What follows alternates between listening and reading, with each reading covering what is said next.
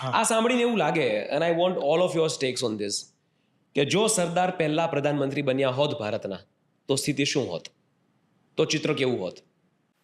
અદ્ભુત. હજી જે આપણને આટલા વર્ષો લાગ્યા બધું રિપેર થતા, એટલા વર્ષો ના લાગ્યા હોત. અને બહુ સરળ, એટલે કદાચ આવું થાત તો આ જે પ્રશ્ન છે, એકચ્યુઅલી એમને કોઈ સત્તા કે પદનો મોહ નહોતો. ગાંધીજીના એક શબ્દ પર એમને એ ઇલેક્શનમાંથી પોતાનું નામ ખેંચી લીધું. એ પ્રસંગ કેટલો અદ્ભુત છે એની અંદર, કે જ્યારે ગાંધીજી ને ગાંધીજીની હત્યા થઈ પહેલા એમની મીટિંગ પણ થઈ, આવીને બહુ હલી ગયા હતા. અને એ વખતે દિલ્હીમાં પણ કેટલા મોટા દંગાઓ થતા હતા. ઓકે, ત્યારે એમની ને ગાંધીજી વચ્ચે જે પણ ચર્ચાઓ થઈ, રાઈટ, એ પ્રસંગ જ બિગિનિંગ છે. તમે જે સવાલ કર્યો ને, એ ઇતિહાસનો મોટામાં મોટો સવાલ છે. કોઈ પણ કાળખંડમાં કરવટ બદલે ને ઇતિહાસ, અથવા દેશની કોઈ દિશા બદલાઈ જઈ હોય, એવો મોટો એ દિવસ ને પ્રસંગ હતો. જ્યાંથી તો આ શરૂ થયું અમારું નાટક, કે જો એ પ્રધાનમંત્રી થયા હોત તો. કારણ કે કોંગ્રેસ વર્કિંગ કમિટીમાં એ વખતે સૌથી વધુ નામની પ્રપોઝલ એમની હતી, અને જો એ મુજબ જ થયું હોત તો એ કોંગ્રેસના પ્રેસિડેન્ટ થયા હોત, જે પછી 1946માં એટલે 47માં એ પ્રધાનમંત્રી થાત. એ નક્કી હતું, નિશ્ચિત હતું કે આવી રીતે જે અત્યારે આપણા વડા બનશે એ જ આઝાદ ભારતનું નેતૃત્વ સંભાળશે. એ મિટિંગમાં જ્યારે એને સૌથી વધુ કમિટી, મેજોરિટી નહીં, ઓલમોસ્ટ યુનેનિમસલી કહી શકાય એટલી પ્રપોઝલ વખતે, માત્ર ગાંધીજીની એક ચિઠ્ઠીને, બહુ ઇન્ટરેસ્ટિંગ પ્રસંગ, નાટક જોઈને મને ડૉક્ટર શરદ ઠાકરે કહ્યો કે પ્રસંગ એમ હતો, એને શેર કર્યો ગીતાબેન, કદાચ એમાં પ્રકાશ ફેંકે, કે ગાંધીજી જ્યારે પ્રપોઝલ આવે છે બધા વર્કિંગ કમિટીના સદસ્યોની અને સ્ટેટ કમિટીની, સૌથી વધુ સરદાર પટેલની, ત્યારે પ્રસંગ શું છે કે ગાંધીજી એક ચિઠ્ઠી લખે છે. ચિઠ્ઠીમાં શું છે આપણને કોઈને નથી ખબર, પણ એ ચિઠ્ઠી વાંચીને સરદાર પોતાની ઉમેદવારી પાછી ખેંચી લે છે, and Nehru becomes the president. પણ ડૉક્ટર સાહેબે મને એમ કીધું કે જ્યારે ગાંધીજી ચિઠ્ઠી લખવાની શરૂ કરે છે ને, એ વખતે સરદાર એના ચશ્મા કાઢીને પહેરી લે છે કે આ મારા માટે જ લખાય છે, એને એ ખબર છે.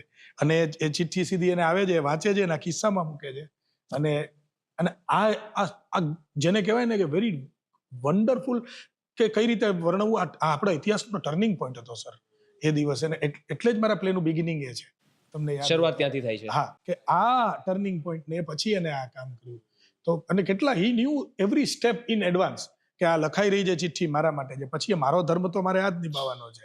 એ ચિઠ્ઠી કોઈ દી એને બહાર ન પાડી. અત્યારે તો વાતે વાતે આપણે બળવા થતા. હું આ પ્રશ્નના જવાબમાં ખાલી એક ઐતિહાસિક વાત છે એ ટાંકવા માંગીશ, કે પ્રાઇમ મિનિસ્ટર તો બરાબર છે, એની તો આપણે વાત કરીએ છીએ, પણ માની લો કે આ સ્ટેટ્સ ડિપાર્ટમેન્ટ સરદારના હાથમાં ન હોત, જેનું વિલીનીકરણનું કામ, અચ્છા, આ વાત નાઇટમેર. મજાની વાત એ છે કે માઉન્ટ બેટને એક એની ડાયરીમાં લખ્યું છે કે સારું છે કે આ ડિપાર્ટમેન્ટ સરદાર પટેલના હાથમાં છે, જો નહેરુના હાથમાં હોત ને તો એને સત્યાનાશ કરી નાખ્યો. માઉન્ટ બેટને લખ્યું છે, નહેરુના મિત્ર હતા. હા, નહેરુના મિત્ર હતા. એટલે તમે વિચાર કરો કે એ જો પ્રાઇમ મિનિસ્ટર હોત તો શું થાત, એનો જવાબ આપણને અહીંયાથી મળી જાય છે. બીજું એક ત્રાવણકોરનો પ્રસંગ છે, બહુ ઇન્ટરેસ્ટિંગ પ્રસંગ છે. સોરી, તમે કઈ કહેતા હતા સર?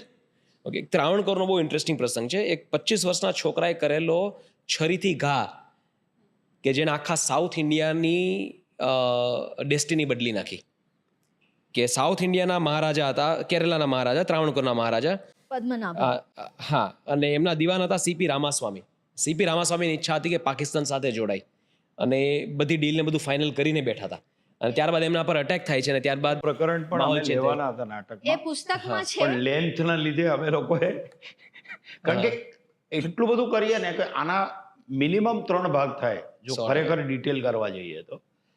એટલે અને ત્રાવણકોર તો તમે જેમ વાંચો ને એમ તમને અત્યારની કોઈ બેબી કે એવી ફિલ્મ હોય ને એવી ટ્રીટમેન્ટ આપવાનું મન થાય.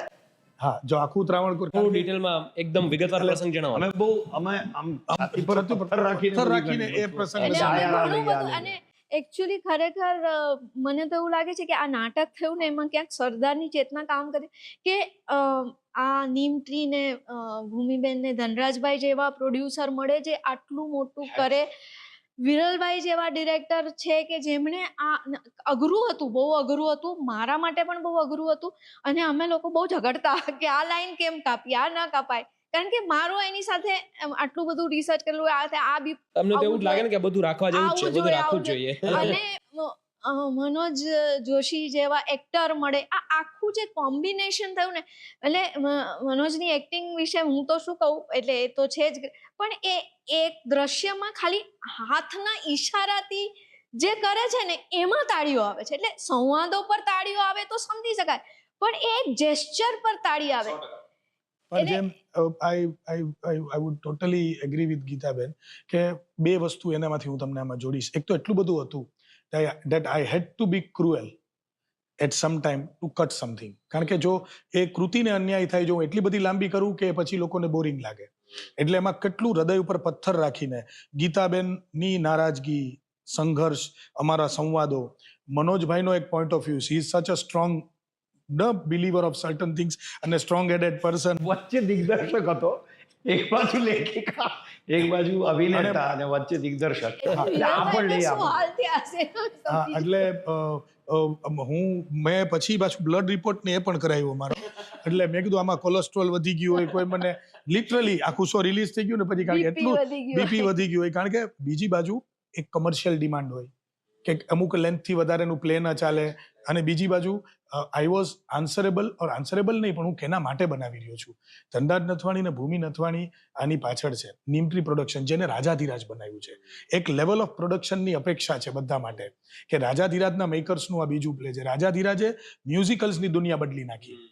તો મારું એવું બનાવી જ ને સર, બદલવાની તો વાત દૂર, બનાવી જ નવું એક કેટેગરી આખું ક્રિએશન જ એમને કર્યું. એને કર્યું. હવે એવી જ રીતે સરદારનું ચેલેન્જ જે હતું કે એક બોક્સ થિયેટર, બોક્સ સેટ વાળા, જે આપણે ઘરના ફ્લેપ્સ વાળા જ નાટકો જોઈએ, because it is pure theatre, આ મ્યુઝિકલ નથી, નાટક છે. એને એક એવું ક્લેવર ને કલર આપવો કે જે કદાચ ઇન્ડિયામાં થોડું ગેમ ચેન્જિંગ બની જાય. તો એ ઇન્ટરેસ્ટિંગ રાખીને બનાવવાનું ને સાથે સાથે એક સમય મર્યાદામાં પણ બનાવવાનું. અને એટલા જ પ્રસંગો, એટલે જે ત્રાવણકોર કહ્યું ખૂબ જ ઇન્ટરેસ્ટિંગ છે. Sir, before we go to Travancore પ્રસંગ, તમને ખાલી એક વાત કહી દઉં. તમને એવું લાગતું હશે કે ઘણું બધું કાપવું પડ્યું કૃતિના ફેવરમાં, પણ પ્લે પત્યા પછી હું જેટલા લોકોને મળ્યો, કારણ કે પતે પછી આપણે બારેની વાતો કરતા હોય ને, ત્યારે બધા એક જ વાત કરતા હતા કે પેલો પ્રસંગ રહી ગયો, પેલું રહી ગયું. એટલે કોઈના મોઢામાં એવી વાત નહોતી કે આ બહુ લાંબુ હતું.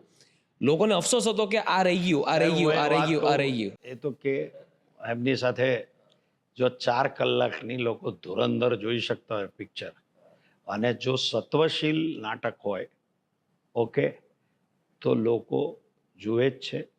આપણને એવો ભય છે કે આપણી જે મેન્ટાલિટી છે આજકાલ 6 સેકન્ડની કે 10 સેકન્ડની રીલવાળી મેન્ટાલિટી થઈ ગઈ છે, પણ આ રિયલ છે. એટલે એમાં લોકો એટલી જ તન્મયતાથી, એટલા જ એનગ્રોસ થઈને અને એવા જ ભાવથી અંદર બેસે છે. કારણ કે તમે જ્યારે તખ્તા પર હો ને, ત્યારે એ જે ફિલિંગ છે ને, એ તમે રિલેટ કરતા હો છો. એ ફિલ્મમાં નથી મળતી, પણ તમને ખબર છે કે આ હુક્ડ છે. આ આટલા વર્ષોના અનુભવ પછી કહું છું કે તમને પોતાને ખબર હોય કે દે આર ઇન,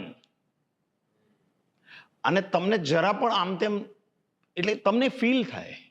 અને એ એક દૈવી વસ્તુ છે, એ ચેતનામય વસ્તુ છે કે એ તમને ખબર પડે કે આ હલચલ છે.